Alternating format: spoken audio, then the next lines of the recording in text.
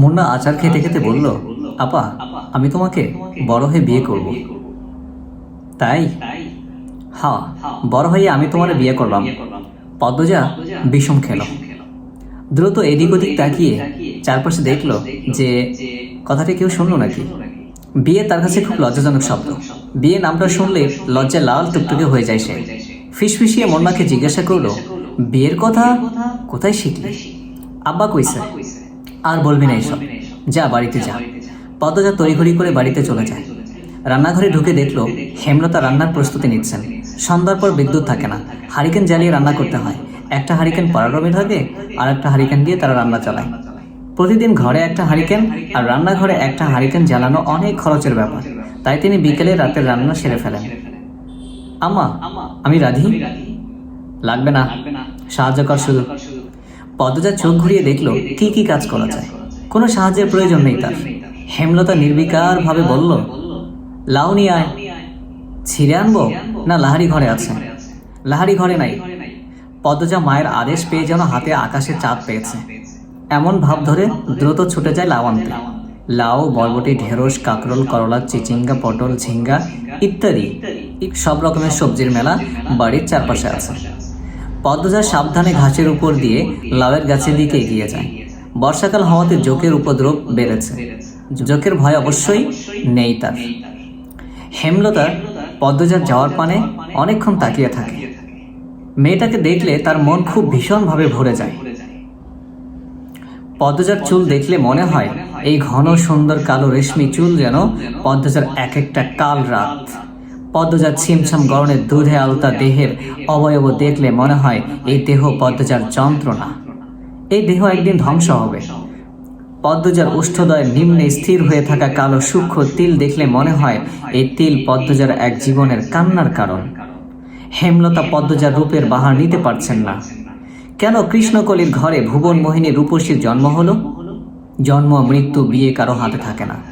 যদি থাকতো তাহলে হেমলতা মোর্শেদকে বিয়ে করতেন না এবং পদ্মজার মতো রূপসীর জন্ম দিতেন না। আল্লাহর কাছে রূপসী মেয়ে ভুলেও চাইতেন না।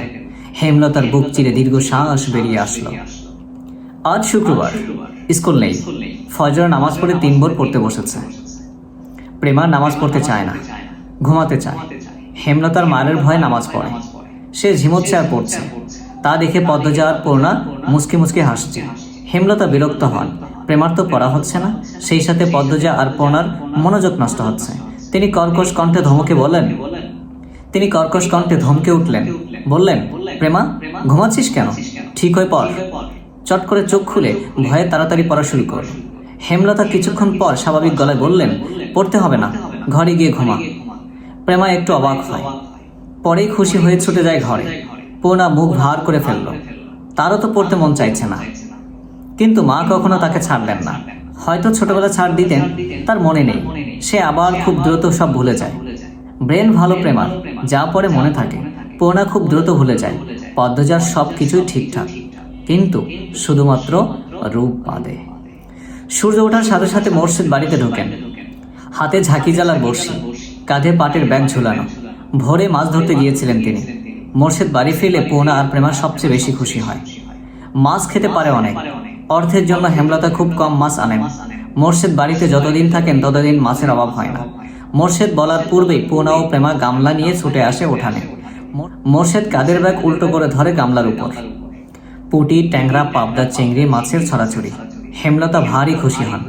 পদ্মজা লতা দিয়ে চিংড়ি খেতে খুব পছন্দ করে, আর প্রেমা পোনা পছন্দ করে পাবদা মাছের ভুনা। মেয়েগুলো খুব খুশি হয়েছে মাছ দেখে। তিনি জানেন মোর্শেদ বাড়ি থেকে বের হতেই পদ্মজা ছুটে যাবে বাড়ির পেছনে লতা আনতে। আমার আম্মাগুলোকে পাবদা ভুনা কইরা দিবা, সবজি টবজি দিয়ে রাঁধবা না। আব্বা, আপনি বাড়িতে থাকবেন? তাহলে তো প্রতিদিনই মাছ খেতে পারি। মোর্শেদ আর চোখে পদ্মজাকে একবার দেখে তীক্ষ্ণ দৃষ্টিতে হেমলতার দিকে তাকান। এরপর পূর্ণাকে জবাব দিলেন, কোনো রকম অশান্তি না হইলে তো থাকবা আমি। গামছা নিয়ে তিনি কলপারে চলে যান। পদ্মজার মুখটা ছোট হয়ে যায়। প্রতিবার বাড়ি ছাড়ার পূর্বে মোর্শেদ পদ্মজাকে রাগে কটু কথা শোনান। তখন হেমলতা মোর্শেদকে শাসান। ফলস্বরূপ মোর্শেদ বাড়ি ছাড়েন। মোর্শেদ নাকি বাড়ি ফিরা কোন দিন? মোর্শেদ গোসল সেরে রোদ পোহাচ্ছিলেন। সকালের মিষ্টি রোদে ঘাড় ঘুরিয়ে রশিদ ঘটককে দেখে হাসলেন। আরে মিয়া চাচা, আহেন আহেন পোনারে, চেয়ার আয় না দে। খবর কি?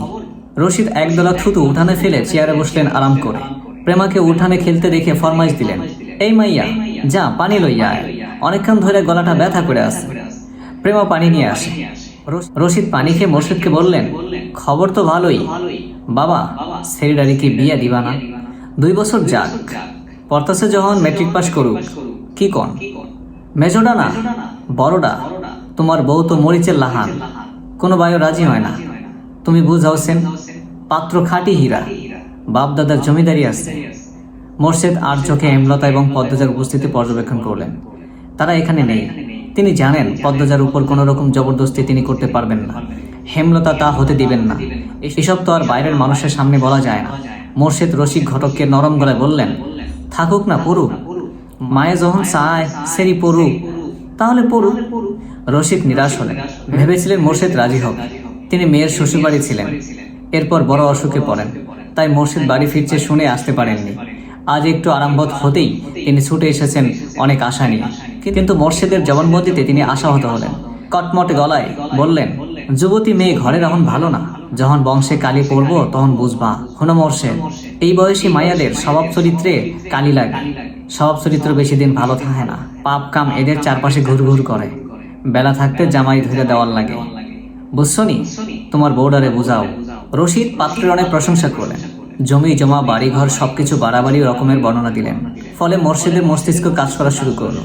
রশিদ ঘটক যেতে না যেতেই হেমলতার পাশে গিয়ে বসেন। ইনিয়ে বিনিয়ে পদ্মজার বিয়ের কথা বলেন। হেমলতা সাফ নাকচ করে দেন। তিনি শান্ত কণ্ঠে বুঝিয়ে দেন পদ্মজার বিয়ে তিনি দিচ্ছেন না, আর মোর্শেদকে পদ্মজার ব্যাপারে নাক গলাতে না করেছেন।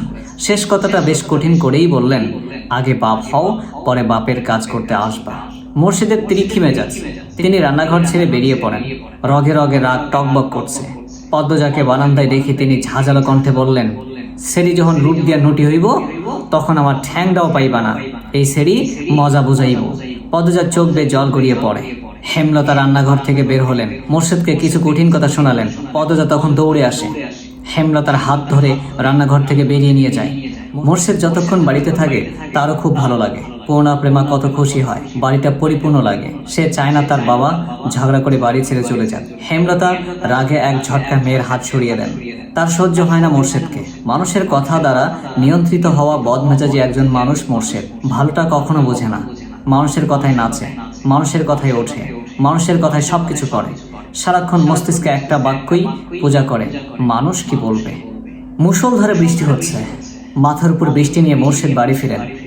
মুখ দেখে বোঝা গেল তিনি খুব খুশি। হেমলতাকে ডেকে বললেন, 1 মাসের লাইগা ঘরটা ছাইরা লাহারি ঘরে উঠা পড়ো।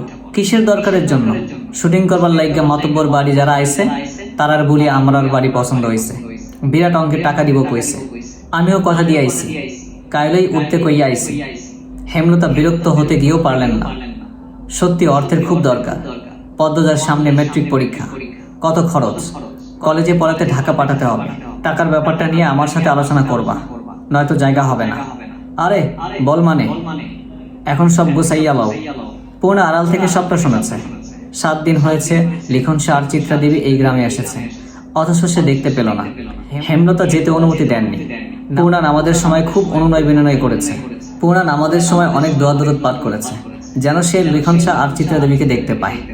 আর এখন শুনল তাদের বাড়িতেই নাকি আসছে ওরা। পূর্ণার মনে হচ্ছে সে খুশিতে মরে যাবে। এই মগা, আমাকে 1 কাপ চা দাও তো। মগা ঝড়ের গতিতে চা নিয়ে আসে। লিখন চিত্রার পাশের চেয়ারটায় বসল। এরপর মগাকে বলল, দারুণ চা করো তো তুমি। মগা কাচুমাচু হয়ে হাসল। ভাবে বোঝা গেল প্রশংসা শুনে সে ভীষণ লজ্জা পেয়েছে। চিত্রা হাসলে মগা মুগ্ধ হয়ে দেখে মাতব্বর বাড়ির কামলা সে। চিত্রনায়ক লিখন শাহ এবং চিত্রনায়িকা চিত্রা দেবীর সেবা করার দায়িত্ব মগাকে দেওয়া হয়েছে। মগা এতে ভীষণ খুশি, চিত্রার সুন্দর চেহারার সামনে সবসময় থাকতে পারবে বলে। চিত্রা বলল, তোমার ভাইয়ের নাম জানি কি বলেছিলে? 4 ফুট উচ্চতার মগা উৎসাহ নিয়ে জবাব দিল, মদন। চিত্রার হাসি পায়, অনেক কষ্টে চেপে রাখল। মগা মদন কারো নাম হয়? শুটিংয়ের মাঝে হুট করে আকাশ ভেঙে বৃষ্টি পড়ল, তাই আপাতত শুটিং স্থগিত আছে। সবাই বারান্দায় বসে বৃষ্টি দেখছে, হাতে সবার রং চা। ডিরেক্টর আবুল জাহেদ দারুণ খিচুড়ি রান্না করেন। বৃষ্টি দেখেই তিনি রান্নাঘরে ঢুকেছেন। আচ্ছা মগা, এই বাড়ির দুইটা মেয়ে কোথায়? আসার পর একবার এসেছিল, এরপর তো আর এলো না। চিত্রা প্রশ্ন করলো। মগা বলল, ওই যে লাহারির ঘর, ওইটাতে আছে। লাহারি ঘর মানে কি? মগার বদলে লিখন বলল, যে ঘরের অর্ধেক জুড়ে ধান রাখা হয় আর অর্ধেক জায়গা জুড়ে চৌকি থাকে কামলাদের জন্য, ওই ঘরকেই লাহারি ঘর বলে। বোঝা গেছে? চিত্রা চমৎকার করে হাসলো। বোঝা গেছে। মগা বৃষ্টি কমলে লাহারি ঘরে যাব, ঠিক আছে? আচ্ছা আপা। এই লিখন যাবা? ওই তো সামনেই, আলসেমি করো না। মগা হই হই করে উঠল, না না, বেডা লইয়া যাওয়া যেত না, বাড়ির মালিকের মানা আছে। লিখন মগা না করার ভাব দেখে ভীষণ অবাক হল। চিত্রা প্রশ্ন করলো, মানা কেন? বাড়ির বড় ছেলেটারে তো আপনারা দেখেন নাই, আগুন সুন্দরী। এই লিখন ভাইয়া লাহান বিলাই চোখা, ছেলেটারে স্কুল ছাড়া আর কোনো হানে যাইতে দেওয়া হয় না। বাড়ি দিবার আগে কইয়া রাখছে লাহারি ঘরে বেড়া মানুষ না যাইতে। এই সেরি লইয়া বহুত তাক ইচ্ছা আছে। চিত্রা বেশ কৌতূহলী বোধ করলো। লিখন তীক্ষ্ণ ঘোলা চোখে লাহারি ঘরের দিকে তাকালো। 1.5 দিন হলো এখানে এসেছে। উঠানের শেষ মাথায় থাকা লাহারি ঘরটা এখনো মনোযোগ দিয়ে দেখা হয়নি। সামনের দরজাটা বন্ধ। দুটো ছোট মেয়ে এসেছিল ঘরটার ডান পাশ দিয়ে। ঘরটার ডানে বামে পেছনে গাছপালা। বাড়িটা পুরনো হলেও দারুণ, তবে এই মুহূর্তে তার অন্য কিছুর প্রতি তীব্র কৌতূহল কাজ করছে।